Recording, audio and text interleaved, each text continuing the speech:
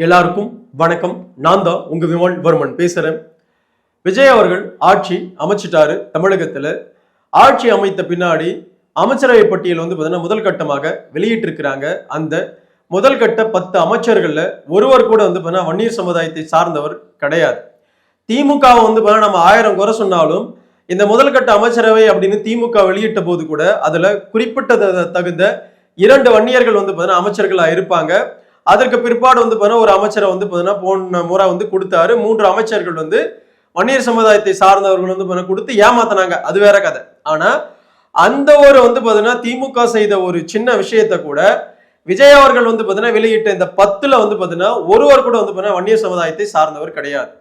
தமிழகத்துடைய பெரும்பான்மை சமூகத்துக்கு ஒரே ஒரு சின்ன சமூக நீதி பிரதித்துவம் கூட விஜயோட அமைச்சரவையில பாத்தீங்கன்னா முதல் கட்ட அமைச்சரவையில இடம்பெறல அப்படின்னா இந்த 10 துறையும் பாத்தீங்கன்னா மிக முக்கியமான பாத்தீங்கன்னா அமைச்சர் பாத்தீங்கன்னா துறைகள். அந்த துறைகள்ல ஒரு வன்னியருக்கு கூட பாத்தீங்கன்னா இவர் வாய்ப்பு கொடுக்கல அப்படின்னா அப்போ வன்னியர்களா பாத்தீங்கன்னா இருந்து விஜய்க்கு ஓட்டு போட்டவங்க போறான் மானங்கட்டு நிக்கணும். எப்படி மானங்கட்டு நிக்கணும்? எங்க அண்ணன் பாத்தீங்கன்னா எல்லாத்தையும் செஞ்சிருவாரு, எல்லா மக்களுக்கும் பாத்தீங்கன்னா செய்ய போறாரு, நமக்கும் செய்வாரு அப்படின்னு பாத்தீங்கன்னா பீத்திக்கிட்டு பாத்தீங்கன்னா தெரிந்த வன்னியர்களுக்கு பாத்தீங்கன்னா புத்தி பாத்தீங்கன்னா வரணும். எப்படி புத்தி வரணும் அப்படின்னா 10 அமைச்சர்கள் வெளியீடு பண்ணியிருக்காங்க. அதுல ஒருவர் கூட வன்னியர் கிடையாது. அப்போ இதுல என்ன மிகப்பெரிய காமெடினா ஒரே குறிப்பிட்ட சமுதாயத்தை சார்ந்த 3 பேர் பாத்தீங்கன்னா இந்த 10 பேர்ல இடம் பெற்றிருக்கிறாங்க. இது எப்படி சாத்தியப்படும்? இது எப்படி சரியாகும்? ஒரே ஒரு சாதிக்கு 10ல பாத்தீங்கன்னா 3, தமிழகத்துடைய பெரும்பான்மை சமூகத்துக்கு ஒரே ஒரு அமைச்சரை கூட கிடையாது. புரியுதுல? முதல் கட்டத்துல இன்னும் ஒரு 10ல இருந்து ஒரு 15 அமைச்சர்கள் வெளியீடு பண்ணுவாங்க. அந்த அமைச்சரைகள் போனா போதுன்னு ஏதாவது அமைச்சர் விஷயத்துல வன்னியர் இன்க்ளூட் பண்ணுவாங்க. அவ்வளவுதான். 1 இல்ல 2. திமுகவை விட வன்னியர்களை பாத்தீங்கன்னா முழுவதுமாக வெறுக்கும் மனநிலையில தமிழக வெற்றி கழகமும் விஜயம் செயல்பட்டு இருக்கிறாங்க அப்படின்றத ஒட்டுமொத்த தமிழகத்துடைய பெரும்பான்மை சமூகமா இருக்கிற வன்னியர்களுக்கு புத்தி வரணும். புரியுதா இல்லையா? புத்தி இல்லாம இப்படி போறவங்க வரவங்க எல்லாம் ஓட்டு போட்டா இந்த சமூகத்துக்கான நல்லது அப்படின்றது ஒரு இடத்துலயும் நடக்காது. புரியுதா? நீங்க நினைக்கலாம் நமக்கு அமைச்சர் வந்தா என்ன, அமைச்சர் வரலாம் என்ன, இது வந்தா என்ன, அது வந்தா என்ன, எங்க அண்ணன் சிஎம் ஆயிட்டாரு, எங்க அண்ணன் எல்லாத்தையும் நொட்டி தள்ளிடுவாரு, தமிழகத்தையே செங்குத்தான் நிறுத்திடுவாரு அப்படின்னா செய்வாரா மாட்டாரான்றது பாத்தீங்கன்னா அவருடைய முதல் எடுப்புலயே தெரியுது. தமிழகத்துடைய பெரும்பான்மை சமூகத்துக்கு ஒரு அமைச்சர் பதவி கூட பாத்தீங்கன்னா இவர் பதிவு பண்ணலையே. ஏன் செய்யல? இந்த 10 அமைச்சர்ல 1 ஏன்? அப்ப வன்னியர்கள் பாத்தீங்கன்னா ஓட்டு பாத்தீங்கன்னா ஃபியூச்சர்ல பாத்தீங்கன்னா விஜய் பாத்தீங்கன்னா தேவையில்லைன்ற முடிவோட இருக்காரா? இதுல என்ன வன்னியர் பெல்ட்டுகள்ல உட்காந்துக்கிட்டு ரசிக குஞ்சுகளா உட்காந்துக்கிட்டு இன்னும் பொதுப்படையாக விஜய் வந்தா நல்லது செய்வார்ன்ற சினிமா மோகத்தோட ஓட்டு போட்ட ஒவ்வொரு வன்னியர்களுக்கும் இதோட பாத்தீங்கன்னா சவுக்கடி எதுவுமே கிடையாது. இதை விட ஒரு சவுக்கடி எதுவுமே கிடையாது. இன்னைக்கு பாமகவுக்கு பாத்தீங்கன்னா 8 சீட்டுகளை நம்ம வாங்கி கொடுத்திருந்தோம் அப்படின்னா, வெற்றி பெற்று கொடுத்திருந்தோம் அப்படின்னா இன்னைக்கு பாத்தீங்கன்னா இந்த அரசியல் களமே வேற மாதிரி இருந்திருக்கும். புத்தி இல்லாத சமுதாயம், ஒற்றுமை இல்லாத ஒரு சமுதாயமா நம்ம நிக்கிறதுனாலதான் அமைச்சரவை பட்டியல பாத்தீங்கன்னா நம்ம இடம் பெறல. இப்ப நம்ம இதெல்லாம் பேசுன பின்னாடி அமைச்சரவை பட்டியல வன்னியர்கள் இடம் பெறுவாங்க. எழுதி வச்சுக்கோங்க. நாம இந்த விஷயத்தை கேள்வி கேட்டு ஏன் வன்னியர்கள் கிடையாது அப்படின்னு விஜய் நோக்கி இவ்வளவு பெரிய கேள்விகள் வைக்கிறதுனால கண்டிப்பா 2 அமைச்சர்கள் இடம் பெறுவாங்க. புரியுதா? ஒன்றுத்துக்குமே இல்லாத ஒரு துறையை கொடுத்துட்டு இந்த இங்க உட்காந்துக்கோ அப்படின்னு ஏதாவது ஒரு குப்பை துறையை தூக்கி கொடுத்துட்டு உட்கார வைக்க போறாங்க வன்னியர்களை. தமிழகத்துடைய பெரும்பான்மை சமூகம், தமிழகத்துடைய பெரும்பான்மை சமூகத்துக்கு விஜய் அவர்கள் நேரடியா இவ்வளவு பெரிய ஒரு வேலையை பாக்குறாரு அப்படின்னா அப்ப வன்னியர்கள் நம்ம எல்லாம் எவ்வளவு தூரம் புத்தியோட இருந்திருக்கணும், புத்தியோட இருக்கணும் அப்படின்றத எப்பயாவது நம்ம புரிஞ்சுக்கிறோமா? புரிதல் இருக்கா? முதல்ல அந்த அமைச்சரவை பட்டியல யார் யாரோட இடம் பெற்றிருக்கிறாங்கன்றத சொல்லிடுவோம். விஜய் அவர்கள் இடம் பெற்றிருக்கிறாரு. அவர் கிறிஸ்டினா கன்வெர்ட் ஆயிருக்கிறாங்க. அவங்களுடைய அப்பா சமுதாயம் பாத்தீங்கன்னா பிள்ளை சமுதாயம். அதே போல செங்கோட்டையன், கொங்குவேலால கவுண்டர் தெரிஞ்ச விஷயம், புஷி ஆனந்த் ஆசாரி சமுதாயம், வெங்கட்ராமன் ஐயர் வாழ்த்துக்கள்.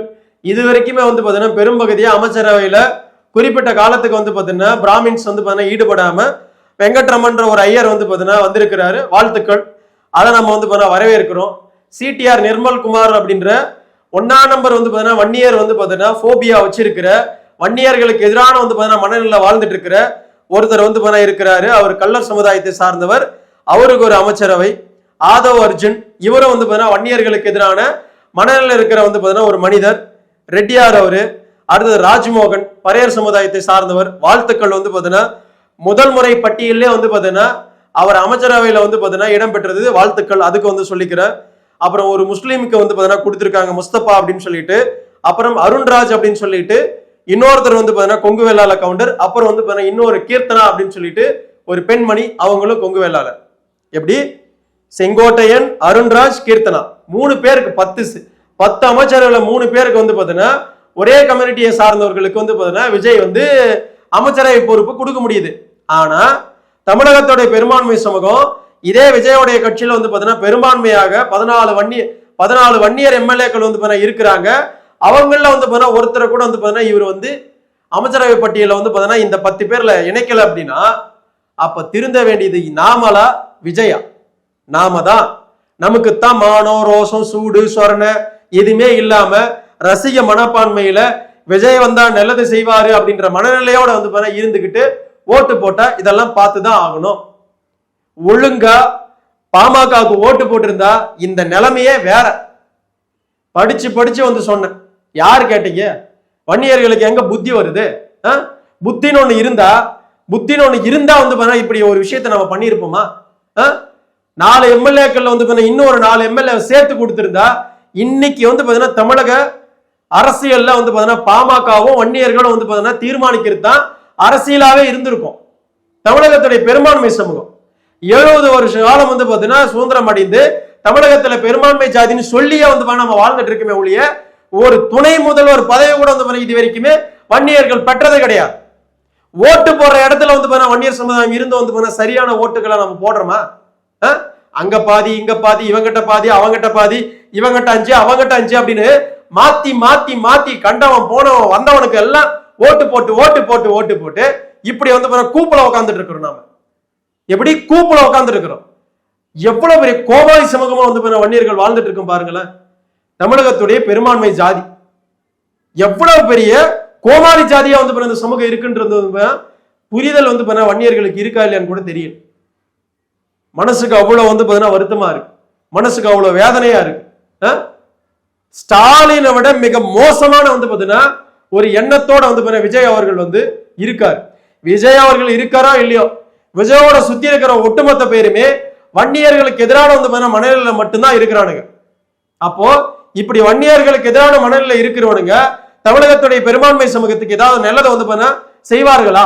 அமைச்சர்களா இருந்தா இல்ல நாளை வந்து தமிழகத்துடைய பெரும்பான்மை சமூகத்துக்கு ஏதாவது ஒரு சின்ன ஒரு நல்லதை கூட வந்து செய்வாங்களா? கண்டிப்பா செய்ய மாட்டாங்க. இத இவங்களை நம்பி ஓட்டு போட்டீங்கன்னா 8% மேல வந்து வன்னியர்கள் வந்து தமிழக கட்சி கழகத்துக்கு ஓட்டு போட்டிருக்கீங்க.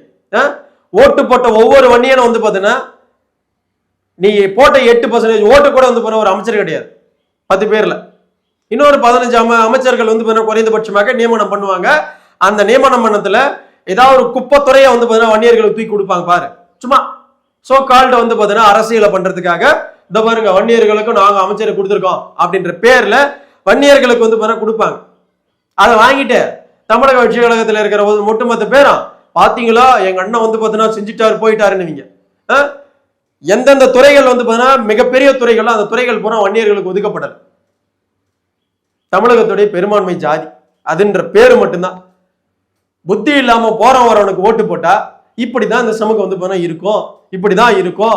அடுத்த தலைமுறைக்கு வந்து பட்ட நாமம் தான், அப்படிதான் வாழும், அப்படிதான் இருக்கும், இருந்துட்டு போட்டோம் அப்படின்ற எண்ணம் வந்து எனக்கே தோணுது.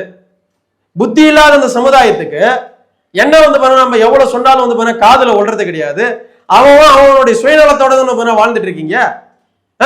சமுதாயத்தை பற்றி, அடுத்த தலைமுறையை பற்றி, நம்மளோட பிள்ளைகளுடைய கல்வி வேலைவாய்ப்பை பற்றி, அரசியல் அதிகாரம் பற்றி, அரசு துறையில வந்து அதிகாரம் பற்றி வந்து ஏதாவது புத்தின்னு ஒண்ணு வந்து வன்னியர்களுக்கு இருக்கா? கேட்டா ராமதாஸ் என்ன வந்து செஞ்சுட்டான், அன்புமணி என்ன செஞ்சுட்டான் அப்படின்னு வாடா போடான்ற அளவுக்கு வந்து அவங்கள விமர்சனம் பண்ண தெரியுது வன்னியர்களுக்கு. ஆனா புத்தி இல்லாம போற வரவனுக்கு எல்லாம் வந்து ஓட்டு போறீங்க. அவங்ககிட்ட எல்லாம் கேள்வி கேட்கறது கிடையாது. அவன் என்ன இந்த சமுதாயத்துக்கு வந்து ஒட்ட போறான், அவன் என்ன செய்ய போறான் அப்படின்லாம் எவனையும் கேட்க மாட்டீங்க. புரியுதல? எம்ஜிஆர் முதல் விஜய் வரைக்கும் இன்னைக்கு யாரையும் கேள்வி கேட்க மாட்டீங்க வன்னியர்கள். புரியுதா இல்லையா? ராமதாஸை மட்டும்தான் கேள்வி கேட்போம், அன்புமணியை மட்டும்தான் கேள்வி கேட்போம், பாமகவை மட்டும்தான் கேள்வி கேட்போம். எங்களுக்கு அங்க மட்டும்தான் கேள்வி வரும். மற்றவன் எவங்கிட்டயுமே வந்து கேள்வி கேட்க மாட்டோம்.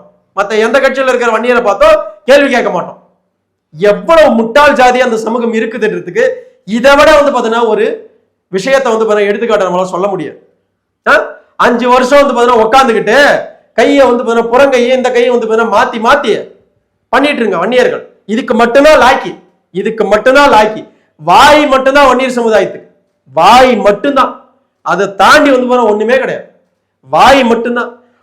அதாவது வந்து பாத்தீங்கன்னா எப்படி சொல்றது, ஒற்றுமைன்றது ஒண்ணு கிடையாது, சமூக புரிதல் கிடையாது, அடுத்த தலைமுறைக்கான கல்வி வேலை வாய்ப்பு இதை பற்றி எந்த புரிதல் எதுவுமே கிடையாது. வாய் மட்டும்.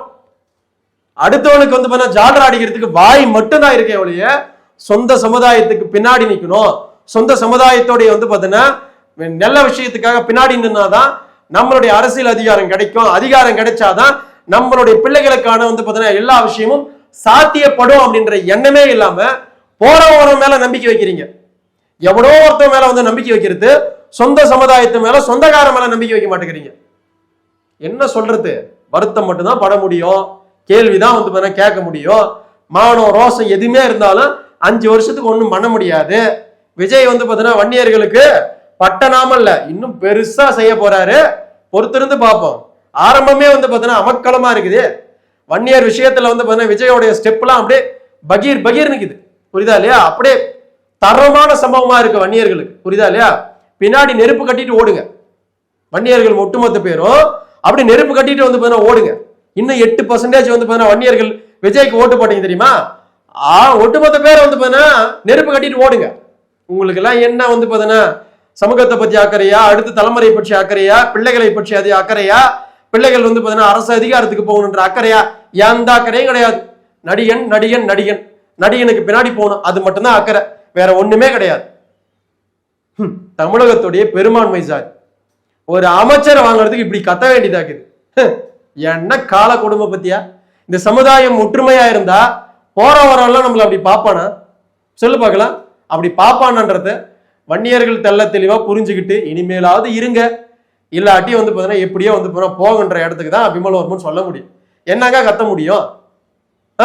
கத்தி கத்தி வந்து பாத்தீங்கன்னா என்னதான் சொன்னாலும் வந்து பாத்தீங்கன்னா புத்தி இல்லை அப்படின்னா ஒன்னும் திருந்துறதுக்கு வாய்ப்பு கிடையாது. அடுத்த காணொலியில சந்திப்போம், பார்க்கலாம்.